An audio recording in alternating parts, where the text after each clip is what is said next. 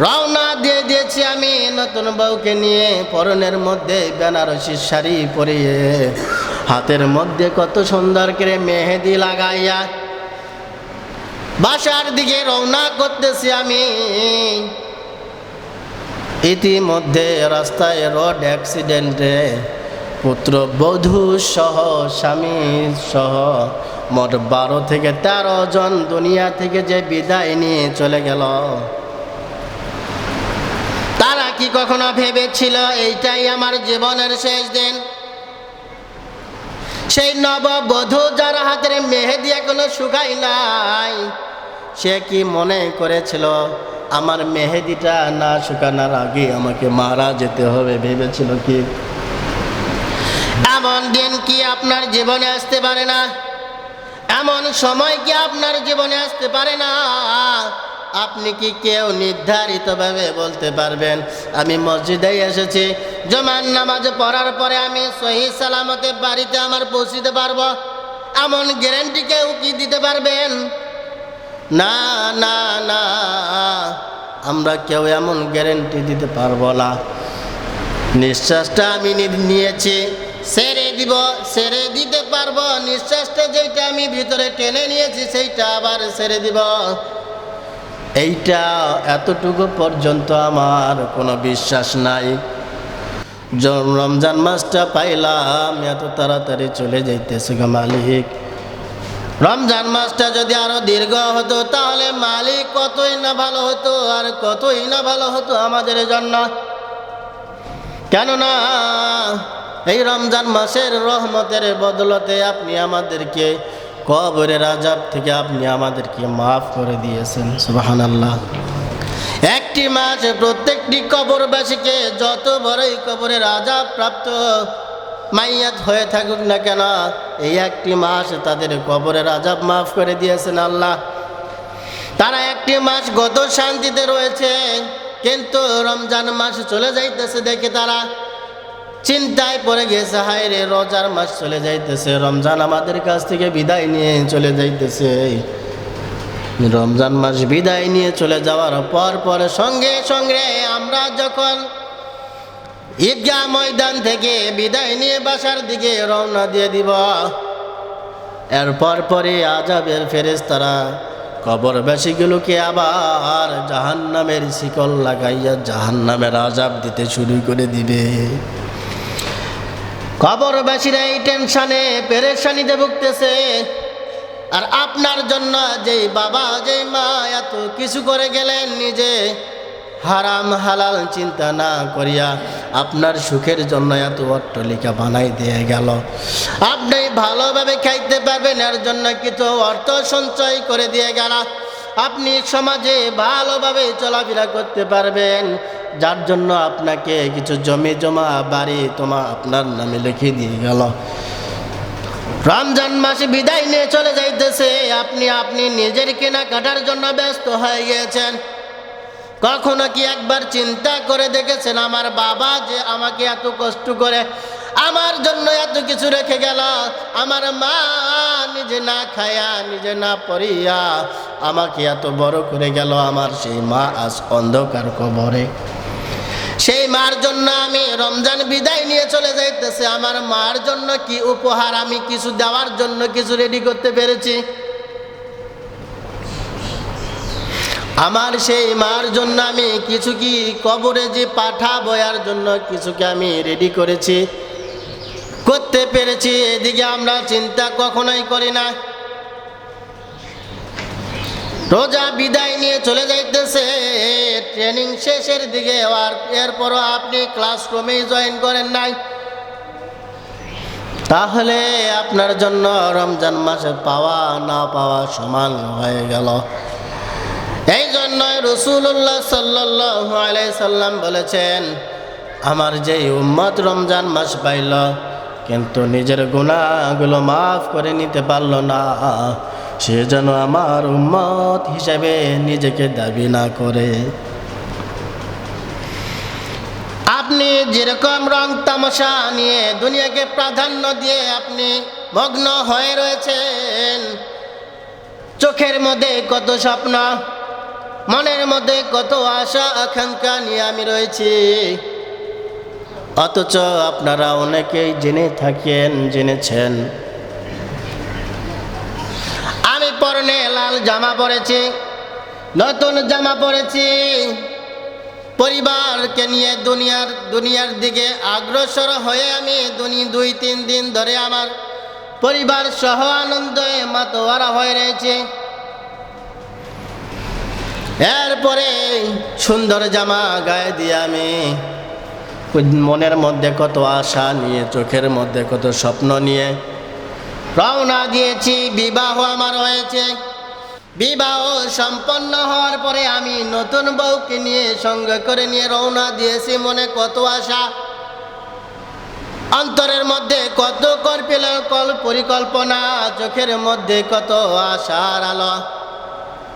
রওনা দিয়েছি আমি নতুন বউকে নিয়ে, পরনের মধ্যে বেনারসি শাড়ি পরিয়ে, হাতের মধ্যে কত সুন্দর করে মেহেদি লাগাইয়া বাসার দিকে রওনা করতেছি আমি। ইতিমধ্যে রাস্তায় রোড অ্যাক্সিডেন্টে পুত্রবধূ সহ স্বামী সহ মোট 12 থেকে 13 জন দুনিয়া থেকে যে বিদায় নিয়ে চলে গেল, তারা কি কখনো ভেবেছিল এইটাই আমার জীবনের শেষ দিন? সেই নববধূ যার হাতের মেহেদি এখনো শুকাই নাই, সে কি মনে করেছিল আমার মেহেদিটা না শুকানোর আগে আমাকে মারা যেতে হবে? ভেবেছিল কি? এমন দিন কি আপনার জীবনে আসতে পারে না? এমন সময় কি আপনার জীবনে আসতে পারে না?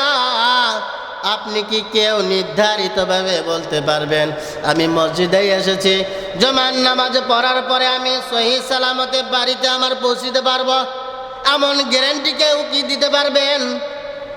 না না না, আমরা কেউ এমন গ্যারান্টি দিতে পারবো না।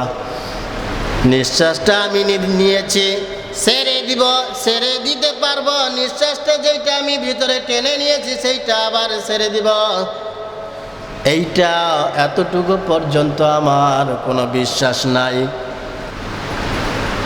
এতটুকুর ভরসা পর্যন্ত আমার নাই। তাহলে আমি কিসের বড়াই করতেছি আর কিসের অহংকার করতেছি? শরীরের শক্তি থাকা অবস্থায় আপনি রোজা রাখলেন না, রোজার হকগুলো আদায় করলেন না। জাহান্নামের ফেরেশতারা যেদিন আমাকে ধরে জাহান্নামের মধ্যে টেনে নিয়ে গিয়ে জাহান্নামের খুব গভীর স্থলে জায়গার মধ্যে আমাকে শাস্তি দেওয়ার জন্য ফেলাই দিবে, সেদিন আমি বারবার চিল্লাবার বলবো, আল্লাহ জীবনে একটি বার আমাদেরকে আর সুযোগ দিয়ে দেন, জীবনে আর একটি বার আমাকে সুযোগ দিয়ে দেন। আল্লাহ আপনার কাছে আমি কথা দিলাম, ওয়াদা দিয়ে দিলাম গো মালিক, দুনিয়াতে গিয়ে ধন সম্পদ কিছুই করব না, শুধু আপনার ইবাদত বন্দেগী করব, হাজার বার আত্মনাদ করব, কিন্তু কোনো কাজে আসবে না। সেদিন মালিক আপনাকে ডাক দিয়ে বলবেন, বান্দারে দুনিয়াকে তোকে আমি কি পাঠাইছিলাম না? হ্যাঁ পাঠাইছিলেন। দুনিয়াকে তোমাকে কি আমি 60 বছরের, 30 বছরের, 65 বছরের, 80 বছরের জিন্দগি দিয়েছিলাম কি না? হ্যাঁ দিয়েছিলেন। তাহলে বান্দা সেদিন তুই আমার সঙ্গে গাদ্দারি করে ফেলে দিয়েছিস, বরং সেদিন তুই আমাকে মানিস নাই, সেদিন আমার কথাগুলো ফলো করিস নাই। আজকে তুই 1000 বার আমার কাছে আকুতি মিনতি কর রে বান্দা, তোর সেদিনের সুদিনগুলো আর জীবনে কোনোদিন ফিরিয়ে আসবে না। নিজের অন্তরকে প্রশ্ন কর, কি করতেছি আমি? কি জবাব দেব মালিকের কাছে? আজকে 23 রোজা আর 6টি বা 7টি হবে আমাদের সামনে রোজা। আমি যে ঈদগাহ মাঠে যাব, ঈদের আনন্দ আমার অন্তরে। আপনার জন্য কি ঈদ দিয়েছে? ঈদের খুশি কি আল্লাহ আপনার জন্য দিয়েছে? আপনি রমজান মাসের একটি হক আপনি আদায় করতে পারলেন না, আপনার অন্তরে কিসের আনন্দ? আপনার তো আনন্দ হওয়ার কথা না। যারা 30টি দিন রোজা রেখেছে, যারা 30টি তারাবি পড়েছে, 30টি সেহরি করেছে, 30টি ইফতার করেছে, সেই রোজাদার ব্যক্তিগুলোকে উপহার স্বরূপ ঈদ দিয়েছেন আল্লাহ রাব্বুল আলামিন। তাহলে আপনি তো বেরোজাদার, আপনি তো নিয়মিত তারাবি পড়েন নাই, আপনি তো রমজান মাসে ওপেন ফিল্ডে সিগারেট বিড়ি খেয়েছেন, তাহলে আপনার অন্তরে ঈদের আনন্দ আসে কিভাবে? ঈদের আনন্দ আপনার অন্তরে জাগে কিভাবে আমার বুঝে আসে না। আমি চাকরি করি নামে কোনোদিন আমি স্কুলে গেলাম না ছাত্র পড়াইতে, কোনোদিন আমি রেজিস্ট্রি খাতার মধ্যে আমি সই করলাম না, কোনোদিন আমি আমার কোনো দায়িত্ব পালন করলাম না, তাহলে আমি বেতন পাবো, আমি বেতন পাবো বলে লাফাবো, এটা আমার জন্য যেরকম বোকামি। রমজান মাস চলে যাইতেছে, আমি রোজার কোনো হক আদায় করলাম না, রোজা রাখার চেষ্টা করলাম না, তারাবি পড়লাম না, নিজের গুনাহগুলো মাফ করে নেওয়ার চেষ্টা করলাম না, আর আমি ঈদের আনন্দ পাবো এইটাও ভাবাও আমার ঠিক সেই রকম বোকামি, ঠিক না? আল্লাহ রাব্বুল আলামিন বলেছেন, আমি ঈদের আনন্দ তাদের অন্তরে দিব যারা রোজাদার। আপনারা দুনিয়ার দিকে লক্ষ্য করেন, খুব সংক্ষেপে শেষ করতেছি। দুনিয়ার দিকে তাকান, আমরা ঈদের আগার দিন রাত পর্যন্ত আমার অন্তরটা খুব ভালো, ঈদের আনন্দ, কিন্তু আমি বেরোজাদার। কিন্তু একটা জিনিস কখনো কি ভেবে দেখেছেন? ঈদগাহ ময়দানে যাওয়ার আগ মুহূর্তে হয় ছেলের সাথে গন্ডগোল, না হয় স্ত্রীর সাথে দুই কথা হয়েছে, আর না হয় পুত্র বধূর সঙ্গে কিছু কথা হয়েছে, আর না হয় নাতিকে একটু ঈদ হাদিয়া কম দিয়েছি, এই জন্য মনে মিলন হয়ে আমার অন্তরটাই ঈদের আনন্দ আমার অন্তর থেকে হারিয়ে গিয়েছে। বুঝতে হবে আপনি আমি রোজাদার ছিলাম না। যে কোনো ওসিলাতেই হোক, আমি যদি মাহে রমজানের হক আদায় করার চেষ্টা না করি, যে কোনো কৌশলে হোক, আমার অন্তর থেকে আল্লাহ রাব্বুল আলামিন ঈদের খুশি আনন্দটা উঠাই নেবেন। আল্লাহ রাব্বুল আলামিন যে কয়টি রোজা রয়েছে, যে কয়টি তারাবি রয়েছে, সিহরি রয়েছে, ইফতার, আল্লাহ রাব্বুল আলামিন আমাদেরকে যেন সহি সালামতে আদায় করার তৌফিক দান করেন। সকলে বলছি আমিন।